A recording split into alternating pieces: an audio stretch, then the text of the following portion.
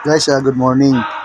Isa namang general permission ang idinaos dito sa Philippine Port Authority, no, dito sa South Harbor, at sa pamumuno ng aming butihin na Senior Superintendent Pinaro Mancio dito sa Philippine Port Authority, South Harbor. Ganon din sa aming butihin na Station Commander, Major Melinda Sorbito. Sa ngayon, guys, dito kami sa loob ng PPI Training Center, kung saan nandito lahat ng hard security sa head office at saka dito sa PMO South Harbor upang pakinggan yung mga magagandang mensahe galing sa aming pinuno, no? Sa aming pinuno, kay Senior Superintendent Pinaro Mancio. Sa ngayon, guys, dito nag-iipon-ipon kami, nag-inspection kami sa pamumuno rin namin ng aming butihin na commander, no, Colonel Ato, retired Philippine Navy. Ganoon din sa pag-obserba ni VO1 Elizalde Brion. Siya yung nauna dito sa building upang i-assist or i-observe yung mga tropa na nandito ngayon, snappy, kasama yung mga living guard, no, ng South Harbor. So yun, guys, inantay namin yung pagdating naming boss, no? Aming boss, si Senior Superintendent Pinaro Mancio. Guys, makikita nyo ito yung alindog o kagandahang lalaki ng aming superintendent dito sa Philippine Port Authority, no? Itong pinakagwapo ng boss, no? Ayan, guys, titunghayan yung video kung saan magbibigay ng magandang mensahe yung aming Senior Superintendent Pinaro Mancio.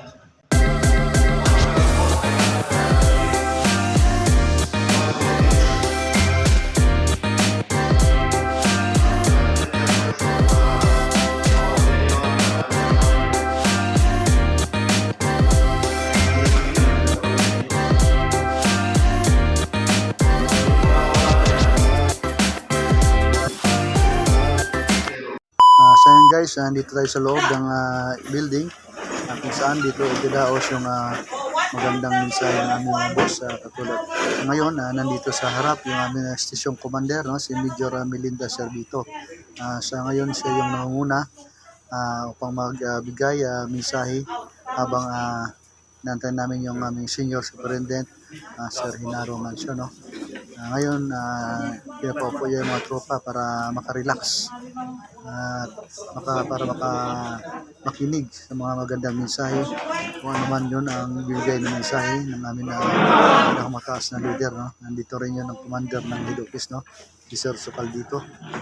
Dito rin mga port police, mga gwapo at magandang port police sa likod para mag-observe at makinig sa mga magandang mensahe ng aming Senior Superintendent Pinaro Mancio. Yun, guys, sa ngayon nandito na sa gitna, no.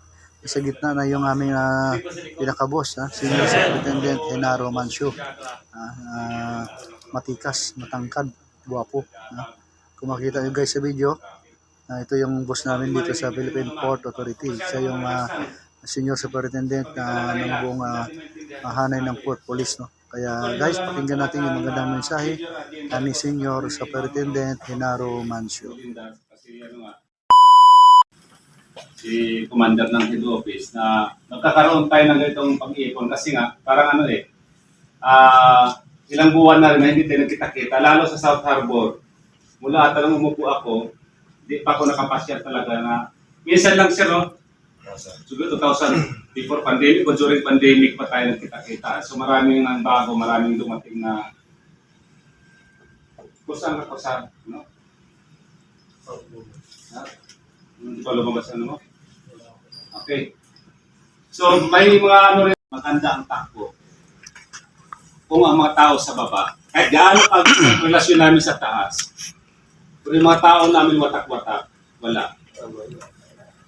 Kahit kahit dalawa lang kayo dyan, away, apektado lahat yan. Kasi bakit? Yung bawat pisto may kanya-kanyang duties and responsibilities. Halimbawa, sa head office, nagkawi-away yung sa gate. Simple kanya-kanya yun. So, pag pumasok sa gate, nakalusot kasi kawi-away sila doon nakapasok sa lobby. kasi nawalan ka ng trabaho. So, hayaan ba natin mangyari sa atin yan? Hayaan ba natin mangyari sa kasamahan natin? So, sana nga, ayan. So, hindi ko, pagkakaisa na lang tayo. Kasi ginagawa ko nga wala natin ibang ginagawa. Trabaho sa opisina, pagkatapos, labas ko ng alas 5, madali umuwi minsan di na makauwi. Kasi may klase pa ko nagtuturo pa ko hanggang alas 6 hanggang alas 9. Tapos pag linggo naman, pasok din ako kasi nag-aaral pa rin ako. So nagtuturo, nagtrabaho, nag-aaral pa. So ibig sabihin na sa di ko sinabi di ko pinagmayabang yan. Gusto ko lang encourage kayo na walang limit yung pag-aaral. Sayang kasing oras, 8 hours lang kayo rito, bakit hindi nyo gamitin? So mayroong programa ang gobyerno nga, 1 year lang, no? Criminology, business, at kita nung kurso may itiyap tayo, kung gusto magtanong kayo sa atin, 1 year, 4 years course ng criminology, halimbawa, makukuha nyo lang ng 1 year. Pwede ka na mag-exam. Marami natin nakapasok sa PNP niya na kumuha ng itiyap. 1 year lang. So samantalahin nyo na habang may programa pa niyan. Mas importante lang may trabaho. Kaya certification lang naman yun eh. Kahit may edad ka na, walang sabi ko ako, tanda ko na to, nag-aral pa ako eh. Kung matapos ko to sa kagawa ng Panginoon, gusto pa rin mag-aral kasi iba pa yung sayang ng hinayang ko sa oras eh. Okay? So yun. So pangalawa, yun sinabi ko kanina, ito yung para ma-binyo natin na magkikita-kita, magkilala ulit. So yun may hindi pa nakilala sa atin. Okay guys, ito na yung oras sa pagpakikilala or pagpakilala sa bawat isa't isa guys, no? Upang matandaan yung mga pangalan, mukha, kung matandaan naman, no? Ito, pinag-isa-isa na yung tropa, patayo upang ipakilala sa guys, sa kanayan tropa na napakilala sa bawat isa.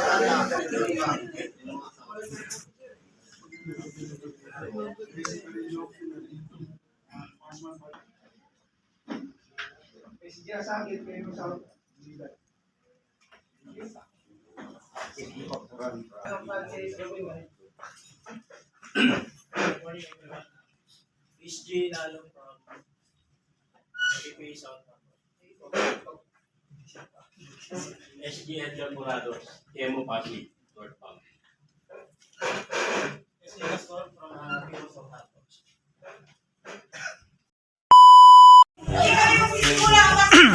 Sarap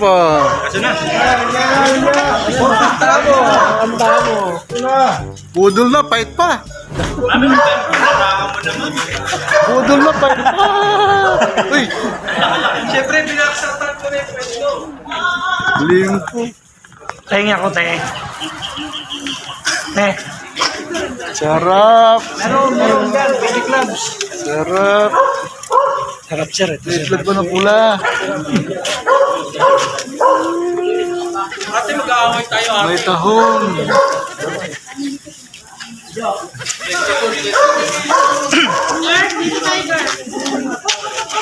Dito ako sa mga, katabi ako sa Maylina, kumain.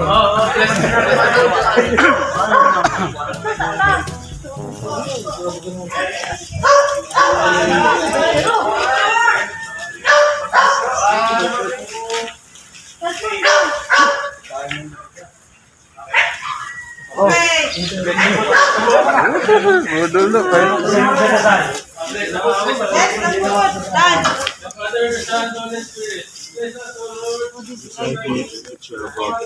From the bounty through Christ our Lord. Amen.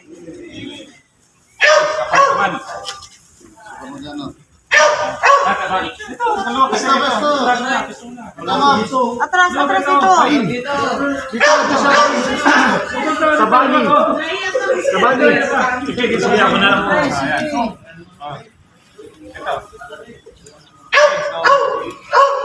Ready my left?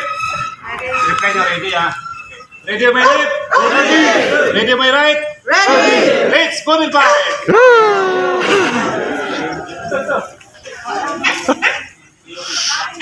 Sa ating mga butining SIC, sa ating Detective Commander Colonel Ato, sa ating Chief Operation Port Chat, at Port Chop. Chat.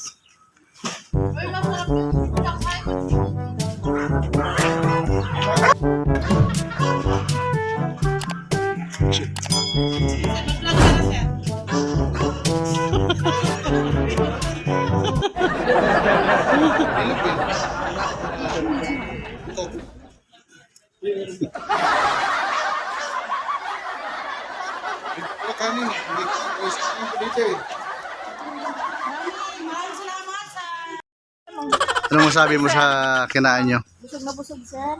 Ikaw, Sobra. hanggang ngayon kain pa rin. Masarap ang bagoong. Bagoong. At saka yung partneran mo ng taho. Oo. Ngayon ang nangyari ito sa ating boss. Yung tahong masarap. Yung masabi na. Sa Christmas. Palo. Si Rinoy.